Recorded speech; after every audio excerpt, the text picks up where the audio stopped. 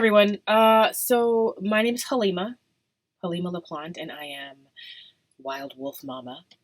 And today I wanted to talk about these two words that I keep hearing like everywhere. It's in articles, it's in podcasts, it's just like in everyday language at this point. And these two words are authenticity and sovereignty. And really, what I think these two words are about is really leaning into the truth of who you are. I think a lot of people are starting to feel the pressure of having spent an entire lifetime training to live a life of somebody that isn't true to who they really are. And I think a lot of people are realizing that they just have no idea who they really are. They just don't know.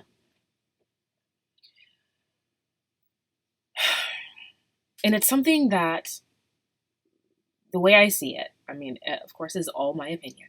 Take it or leave it. Enjoy it or not. It's something that it is instilled in us from childhood. Something that, when we're kids, we play, oh yeah, you gotta. And then as you get older, people expect you to put that shit away and finally become a fucking adult. Like, adult life. Yay.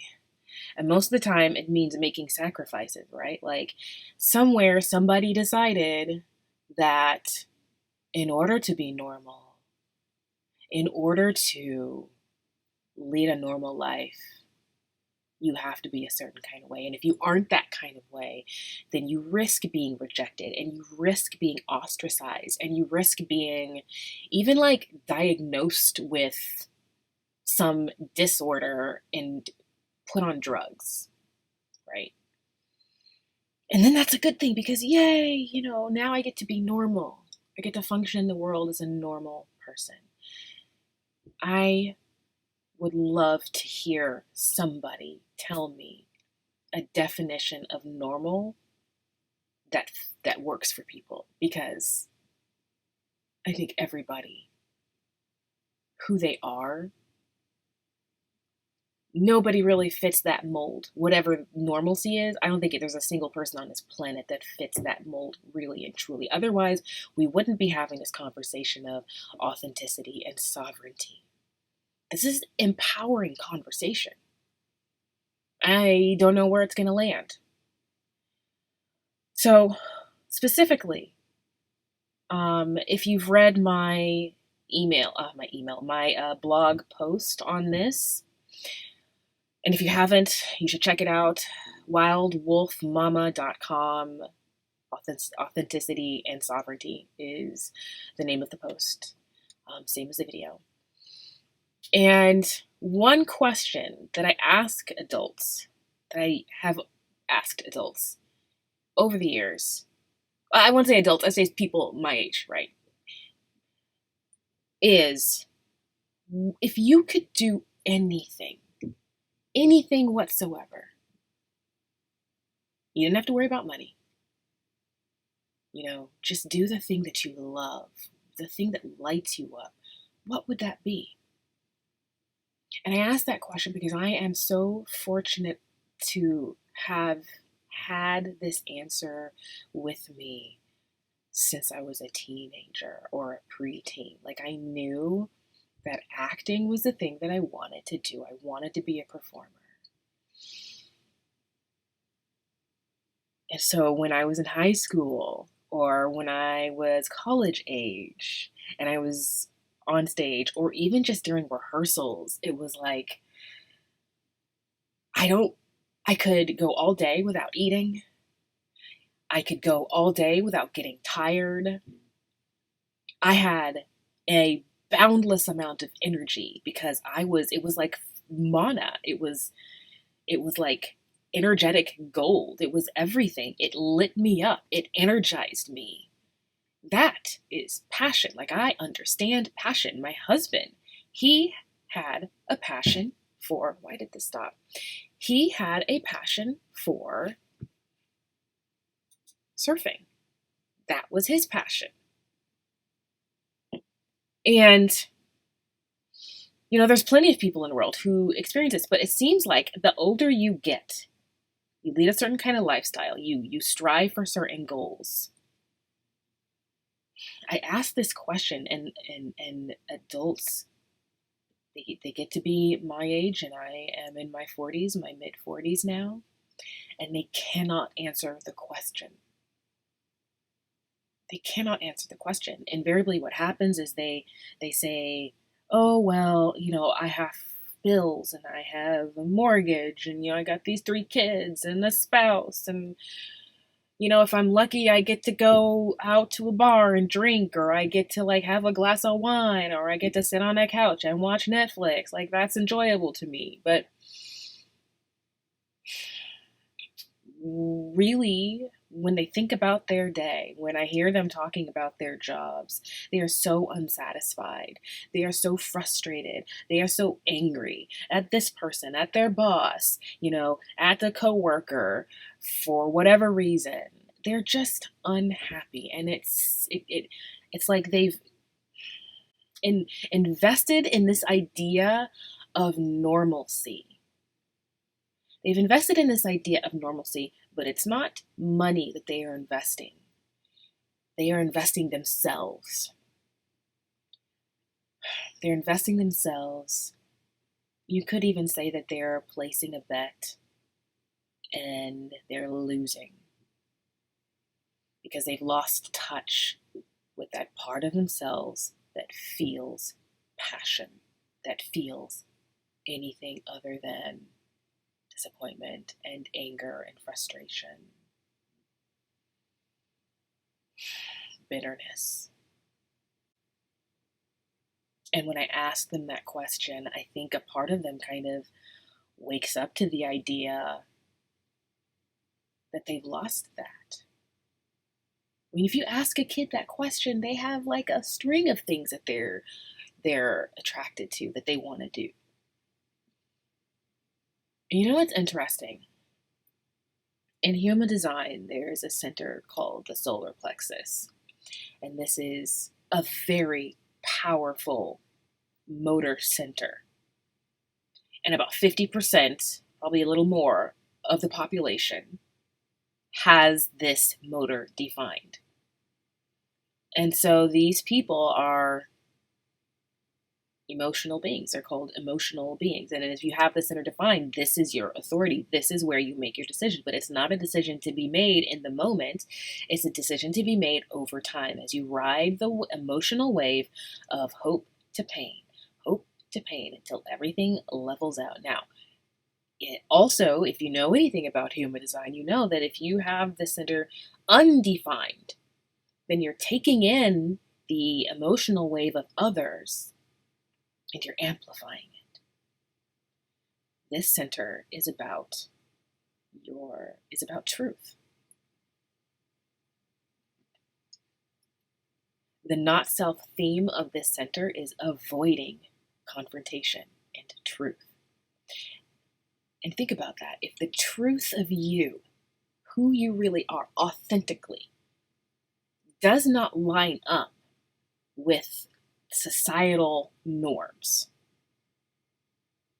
but you're told and you're taught and you're, lambasted with these ideas of you have to be this way or you're not normal and society's going to reject you.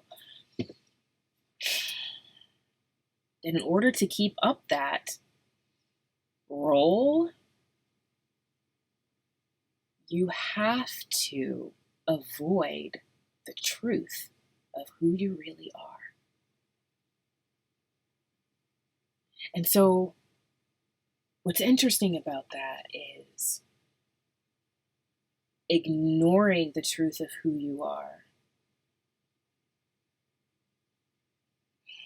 See, they talk about emotions as being this kind of chemical thing, and I didn't really understand that until recently because, in my 20s, I realized, I used to ask this question of myself, am I actually, this is a little bit of a divergent, am I actually doing what I'm meant to do, right? First, I had two questions. One was, does God exist? Is God real? And the other question I had was, if God exists, am I doing what God wants me to do? Am I following God's will? Like, I love acting, but is that really what I'm supposed to be doing? Because I wasn't seeing it turn up in my life. Ooh.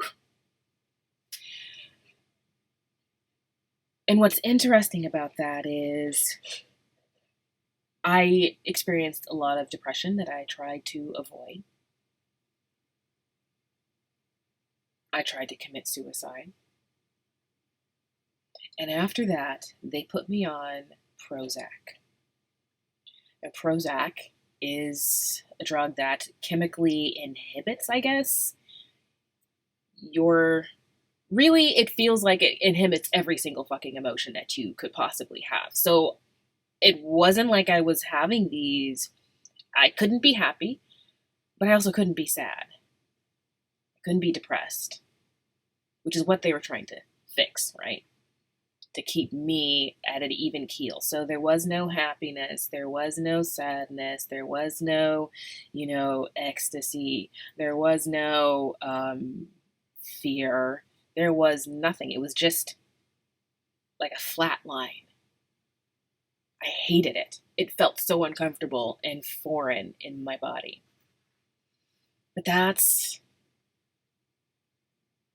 maybe what you have to do to be emotionally normal. But it made me realize that if you can take a chemical and suppress your emotions are chemical. This is what human design is talking about when they say that emotions are a chemical response thing. It's a thing that happens inside of your body, a chemical reaction inside of your body. And if your body is made to navigate this life, like you're given this body to navigate, this is the vehicle that you use to navigate this life and to experience the life that you are meant to experience. And I think about it in this sense. I was born a melanated person, deeply melanated person. Maybe not deep, like I'm not blue black. And I was born female. And in this world, when you are melanated, when you are female, you are treated a certain way. People treat you a certain way. This is the experience that I have. I know what it is to live the experience of a black female. If I can accept that, then now, knowing what I know about the chemical reaction that happens inside of your body that we call emotions, I can trust that when I feel excited about something, when I feel passionate about something, that is leading me down the path that I am meant to go down. And it's okay if sometimes, you go and you do something for like 5 minutes or 6 months and then you go to something else that excites you. Like my friend calls it, it's like little jumping pads from one thing to the next that lead you on down the way. That's fine. But what happens if you just deny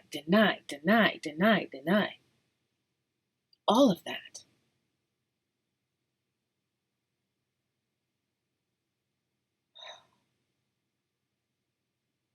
Well, that's a bit sad, isn't it? Eventually, what I'm seeing is these people get numb inside. They are so disconnected to who they are as emotional beings, because not only have they denied all of their emotions, but the ones that go through, you tell stories about what this all means. You think that you have to go out and do something about whatever emotion that comes up, whether it's, correct to do something or not. But mostly, when you try to live a normal life, you're denying completely who you are as an authentic and sovereign human being. And that is like, if your body is chemically designed to lead you through life, then denying that path is like you're trying to chemically change who you are designed to be, the path that you are designed to walk down. Like you're chemically trying to change it, and that creates disease. I see people my age already starting to have heart problems, diabetes, overweight, fucking gout, all kinds of, health issues, weight issues, knee problems, problems with the joints. And they trust that, I have these problems, I'm going to go to the doctor and get it fixed. I have emotional problems, so I'm going to go to the psychologist and get it fixed. Take a pill.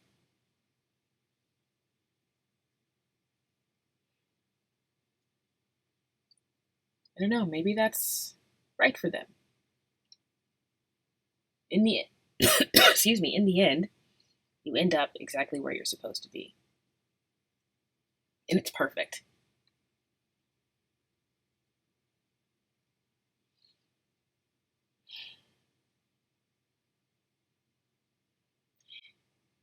But I wonder if people are ready now to discover who they truly are. To step back and empower themselves with themselves. To allow themselves, and in so doing, allow everybody else. Are we ready for that right now?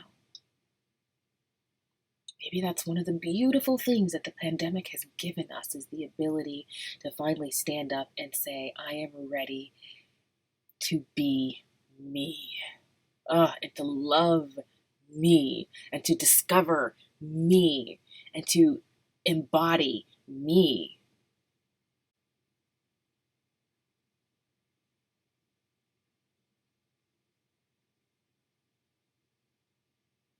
We are living in a world that is, according to human design, transitioning into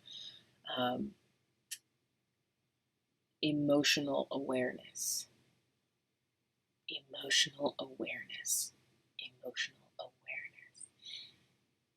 Being aware of what's going on emotionally inside of your body. Where is that going to lead us? I mean, I say that out loud and it kind of gives me a thrill. But I have no idea what that's going to look like. I have no idea what that's going to do to people. And I 100% believe that a lot of people are not going to make it. I can see how emotional awareness is going to end people. Because it's also the place where you avoid confrontation and truth.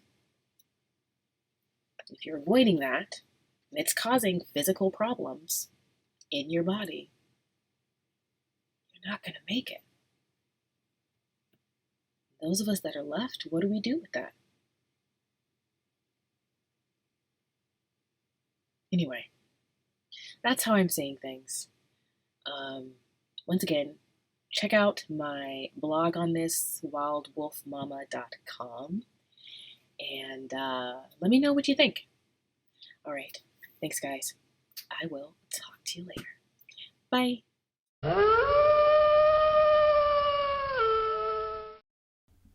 I'm really just checking to see. Oh, I should turn this down.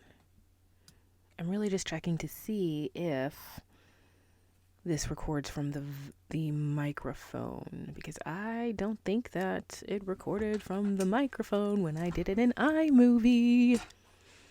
Bleh.